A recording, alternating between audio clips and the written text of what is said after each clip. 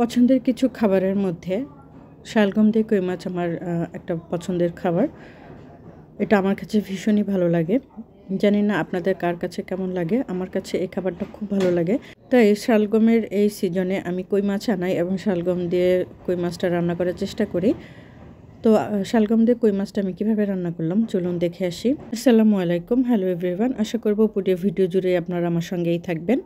তো প্রথমে আমি শালগমগুলোকে কেটে নিলাম, মানে প্রথমে ছুরি দিয়ে আমি শালগমগুলোকে ছিলে নিলাম। ছিলে নিয়ে তারপর আমি এখানে পিস করে নিলাম। খুব বেশি মোটাও না, আবার খুব বেশি চিকনও না, ওইভাবে আমি শালগমগুলোকে ছোট ছোট করে পিস করে নিলাম। আপনারা অলরেডি দেখতেই পাচ্ছেন আমি কিভাবে এগুলোকে পিস করে নিয়েছি। তো এভাবে আমি সবগুলো শালগমকে কেটে খুব ভালোভাবে ধুয়ে নিলাম পানি দিয়ে। তারপর আমি কই মাছটাকে খুব ভালোভাবে লবণ দিয়ে কেচে খুব ভালোভাবে পরিষ্কার করে নিলাম। অবশ্যই খুব ভালোভাবে পরিষ্কার করে নিতে হবে, তা নাহলে কই মাছের যে মানে ছোট ছোট আঁশ থেকে যায় সেগুলোকে খুব ভালোভাবে পরিষ্কার করে নিতে হবে। তো আমি সব কিছু খুব ভালোভাবে পরিষ্কার করে ধুয়ে নিয়েছি। তারপর একটি কড়াইতে আমি তেল গরম করে নিয়ে তাতে পেঁয়াজ এবং আদা রসুন বাটা দিয়ে খুব ভালোভাবে ভেজে নিলাম, যে পর্যন্ত এর কাঁচা স্মেলটা না থাকে সেই পর্যন্ত এটাকে ভেজে নিলাম। তারপর দিয়ে দিলাম লবণ। লবণটা দিয়ে আমি খুব ভালোভাবে মিশিয়ে নিয়ে তারপর অন্যান্য সব মশলা এখানে দিয়ে দিলাম, যেমন হলুদ, মরিচ এবং ধনিয়া জিরার গুঁড়ো। যেহেতু আমি ধনিয়া জিরার গুঁড়ো একসঙ্গেই করে রাখি, ব্লেন্ড করে রাখি, তাই একসঙ্গেই আর কি এটা একটাতেই দেওয়া হয়ে যায়। তারপর মশলাগুলোকে খুব ভালোভাবে কষিয়ে নিয়ে আমি এখানে কই মাছগুলো দিয়ে দিলাম। কই মাছগুলোকে আমি খুব ভালোভাবে কষিয়ে নিলাম।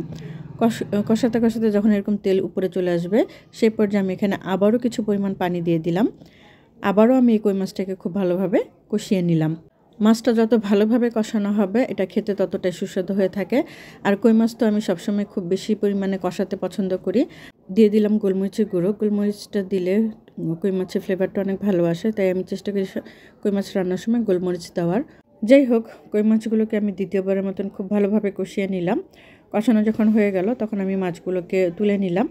মাছগুলো তুলে নিয়ে আমি এই মশলার মধ্যেই দিয়ে দিলাম সেই শালগমগুলোকে। এখন এই শালগমগুলোকে এই মশলার মধ্যে খুব ভালোভাবে একটু কষিয়ে নিব।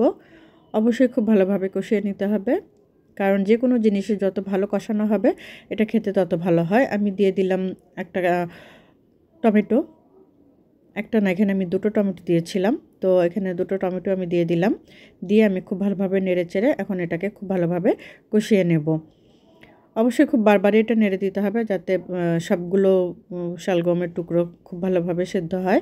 তো এই জন্যে বারবার এটাকে উপর নিচ করে ভালোভাবে এটাকে নেড়ে চেড়ে সেদ্ধ করে নিতে হবে বা কষিয়ে নিতে হবে, যেটাই বলি না কেন আমরা।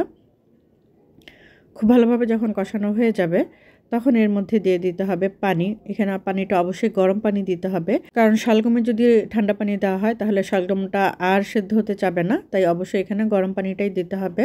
শালগম সেদ্ধতে একটু সময় লাগে, তাই একটু সময় নিয়ে শালগমটাকে রান্না করে নিতে হবে।